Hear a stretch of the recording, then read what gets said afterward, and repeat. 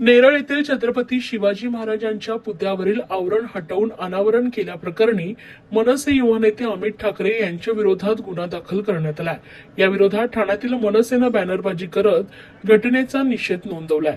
छत्रपतींचा सन्मान करणाऱ्यांवर कारवाई आणि 1800 कोटींचा घोटाळा करणाऱ्यांना क्लीन चिट अशा आशयाचा बॅनर ठाण्यातील नितीन कंपनी परिसरात झळकलाय। आपण बघत असाल की छत्रपती शिवाजी महाराजांचा जो नवी मुंबईमध्ये पुतळा होता तो 4 महिने एका कपड्यामध्ये बांधून ठेवला होता।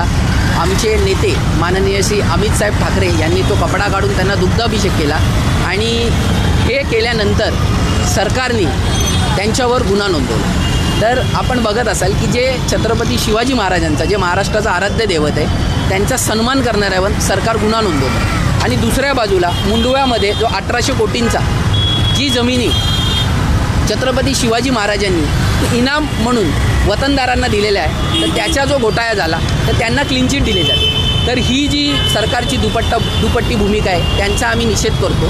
कारण जेव्हा महाराजांचा कोण सन्मान करत आहे त्यांचा सरकारने खरंच सन्मान केला पाहिजे, पण त्यांचा सन्मान न होता त्यांना कुठे ना कुठे सरकार हे त्यांची गळचेपी करत आहे। आणि दुसऱ्या बाजूला एवढा मोठा 1800 कोटीचा घोटाळा होतो पण त्या घोटाळ्यामध्ये लोकांना क्लीन चिट दिली जाते। तर सरकार हे महाराजांच्या आणि शिवभक्तांच्या छत्रपती शिवाजी महाराजांच्या आणि शिवभक्तांच्या विरोधात आहे। कारण जर ते छत्रपती शिवाजी महाराजांच्या विचारांशी आणि त्यांच्या आचारांशी सहमत असते तर त्यांनी कदापि गुन्हा नोंदवला नसता। पण एक महाराष्ट्र सैनिक म्हणून आणि मनसैनिक म्हणून आम्हाला अभिमान आहे की आमचे नेते माननीय अमित साहेब ठाकरेंवर जो पहिला गुन्हा नोंदवला गेला आहे तो छत्रपती शिवाजी महाराजांसाठी नोंदवला गेलेला आहे। आणि सरकारने भूमिका जी आहे त्यांची ती दुपट्टी न ठेवता सरकारने एक ठाम भूमिका घ्यावी आणि ती म्हणजे की जे दोषी आहेत त्यांच्यावर कारवाई करा, पण जे काहीतरी दाखवण्याचा प्रयत्न करत आहेत आणि कुठली चांगली गोष्ट करत आहेत त्यांचा सन्मान नाही। महाराष्ट्राचे आराध्य दैवत छत्रपती शिवाजी महाराजांचा सन्मान झाला, 4 महिने पुतळ्याचं उद्घाटन रखडलेलं ते उद्घाटन झालं तर ही सन्मानाची गोष्ट आहे। तर जर सन्मान करणाऱ्यांवर आपण जर गुन्हा नोंदवत असाल तर ही चुकीची गोष्ट आहे। घोटाळेबाजांवर नोंदवा ना, पण सन्मान करणाऱ्यांवर नोंदवा नको। याच्यामुळे शिवभक्त असो किंवा जी जनता असो त्यांच्यामध्ये एक रोष आहे।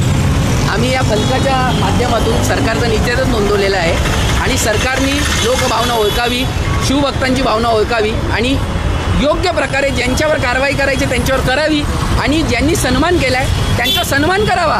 कारण हे महाराष्ट्राचे जे सरकार आहे महाराष्ट्राच्या आराध्य देवताचा सन्मान करणारा त्यांनी सन्मान केला पाहिजे। आपण सरकारने संबंधित घोटाळ्याची चौकशी करून जेही दोषी आहेत त्यांच्यावर योग्य ती कारवाई करावी, पण छत्रपतींचा सन्मान करणाऱ्यांवर जर सरकार अशा प्रकारची जुलमी कारवाई करत असेल आणि गळचेपी करत असेल तर हे चुकीचं आहे ना। हे छत्रपतींचं शासन आहे, छत्रपतींचं शासन आहे, छत्रपतींच्या मागण्यांचा तुम्ही सन्मान केला पाहिजे, तुम्ही त्यांच्यावर गुन्हा नोंदवता ही चुकीची बाब आहे।